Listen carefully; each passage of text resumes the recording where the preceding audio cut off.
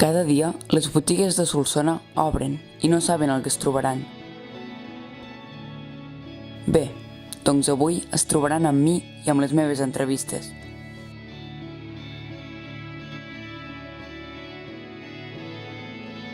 Hola a tots i a totes, estem aquí amb el Jordi Corbera, un dels socis de la botiga Riu Verd.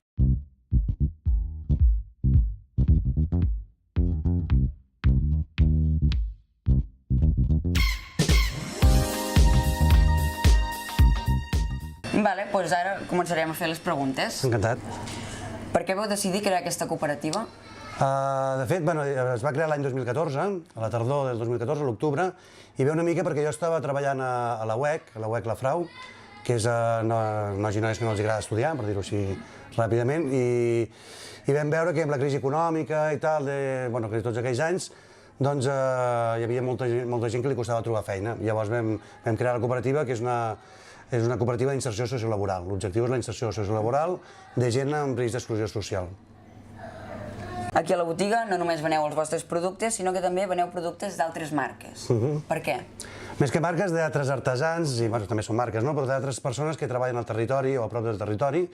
Una mica el que volíem amb la botiga és donar visibilitat a tots els productors i artesans de la comarca i de territori, de comarques properes, i gent que li puguem posar cara i nom, que no siguin grans empreses ni així, perquè és un tipus de producte de més qualitat, afavoreix l'economia local, i hi ha tota una sèrie de factors que són els que volem nosaltres, treballar l'artesania i potenciar tot aquest mercat i aquesta economia circular, també, que es diu. Com vau aprendre a fer les marmelades? Doncs formant-nos, fent un curs. Hi ha un títol, diguéssim, que és el d'operador alimentari en productes vegetals, i vam fer aquesta formació. Primer a casa ja t'agrada una mica el tema de la cuina i d'elaborar coses, que ja ho portes una mica com a bagatge, i llavors per professionalitzar-te sí que hi ha unes formacions concretes, i per fer marmelades com per fer productes vegetals conservats d'una manera o altra. Quants anys fa que elaboreu productes? Des del principi, des de l'inici, des del 2014, inclús una mica abans, o sigui, el 2014 vam fundar la cooperativa, a l'octubre, però abans ja vam fer proves i tastets, a veure com sortia, com no sortia, la quantitat de sucre, nosaltres hi posem molt poc sucre, el sucre integral de canya ecològic, i llavors una mica jugar amb això, s'ha de controlar el pH, aquestes coses més tècniques, però vam començar des del principi. Com s'elaboren els productes? Les marmelades? Sí, per exemple. Doncs, de fet, quan demanes el registre sanitari i tot això, ja hi ha un full que es diu un diagrama de fluxes, i allà està tot el procés. En principi seria, reps la fruita o la verdura, perquè també fem marmelades d'algunes verdures, com la de carbassó i llimona, o salses com el ketchup, artesà i tal. Llavors, tu reps la fruita, a l'obrador, que tenim al Robert, la neteges, la trosseges i la poses al foc. Llavors la poses al foc i remenar amb la cassola, remenar. Quan ha reduït i ha perdut bastanta aigua, hi afegim el sucre integral de canya ecològic, i fins que està al punt que ens agrada. Algunes són de textura més cremosa, com una marmelada més tipus compota, i altres són més grumolludes, que tenen més trossets, depèn de l'efecte que vulguem. I ja està, sucre, fruita, algunes hi posem suc de llimona a l'hora de controlar l'acidesa. L'acidesa és el més important que hem de controlar, perquè una marmelada, si no té un grau d'acidesa, podria ser hasta dolenta per la salut. És una cosa molt obsessiva que hem de tenir ben controlada. I després, un cop està dins el pot, es fa el bany Maria de tota la vida. Queda més tècnic dir pasteuritzar, però al final és el mateix, és el bany Maria. Fem una pasteurització. I ja està, llavors etiquetatge, a sota es posa el lot i la caducitat, i l'etiquetatge del costat que posa els ingredients i el pes i tot el que és. Quants treballadors hi ha ara mateix a la cooperativa? En principi són 2 socis i hi ha 3 treballadors, ara som 5 persones. Hi ha hagut moments en què som uns quants més o moments en què som una mica menys. Quins van ser els primers productes que veu vendre com a marca Riu Verd? Diria que la prova, abans de... Ara m'ho haig de pensar una mica, diria que la prova abans de ser cooperativa d'això va ser pom amb canyella. Però les dues primeres que vam elaborar ja amb obrador i amb registre sanitari ja oficialment per comercialitzar va ser carbassó i llimona, que el carbassó era de l'hort, i després em sembla que de pebrot verd, que també era de l'hort i era un excedent que teníem. I després vam anar incorporant ja altres coses, però vam començar amb els productes que teníem al nostre hort. i que eren en excedent. De fet, les marmelades, l'objectiu de les marmelades aquest és conservar coses que tens en excedent i que se't farien malbé si no les conserves d'alguna manera. Llavors, per exemple, el tomàquet, a l'hivern pots menjar marmelada de tomàquet, ketchup, salsa picant, tots els productes de tomàquet que has elaborat durant l'estiu, que és quan hi ha la gran producció.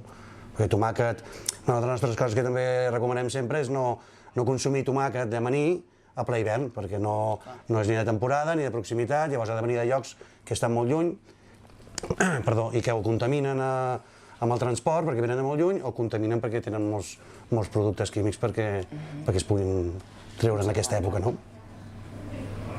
Quin és el significat de Riu Verd, el nom? Molt interessant, m'agrada que em facis aquesta pregunta.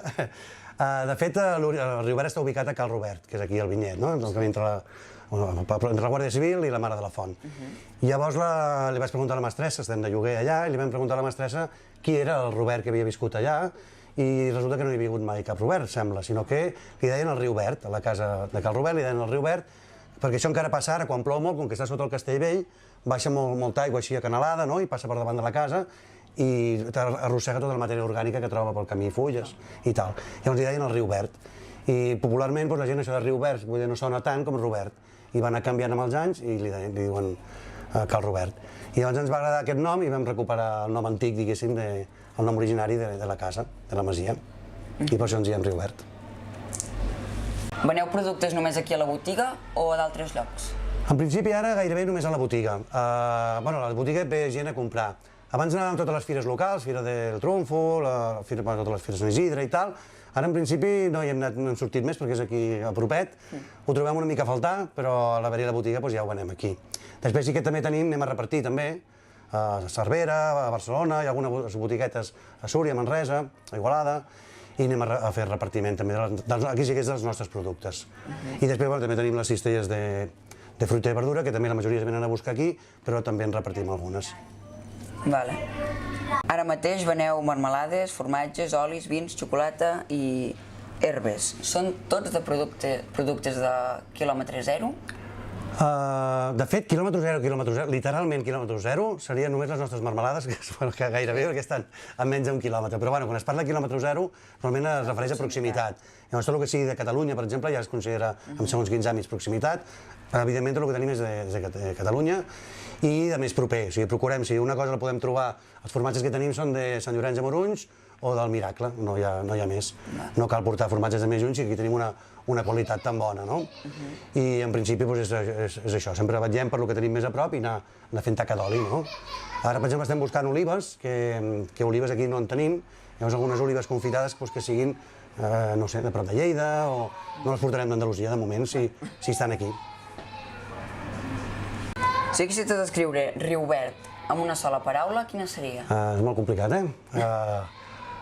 Nosaltres, una cosa que tenim com una frase és fem xarxa, fem territori, és un objectiu nostre, com a botiga. Després el nostre objectiu primer és el de la inserció sociolaboral. Jo, de cara a la botiga, potser diria la xarxa. Fer xarxa amb els altres productors i amb la gent del poble i amb tothom. Per això també la botiga està al nucli antic, per dinamitzar una mica, no sé, xarxa. Quina botiga t'agradaria que entrevistéssim el pròxim dia? Doncs n'hi ha moltes que ens agradaria i evidentment hauria de ser una botiga del casc antic, d'aquí de Solsona, i una que tenim molt a propet. Posats a triar, triaríem a Cal 65, que està aquí al costat, perquè també és una botiga emblemàtica que fan les cistelles, les espardenyes de Setbrencs, i és una persona molt amable, molt estimada al poble i que ha treballat tota la vida, ha estat aquí treballant-hi. Vale.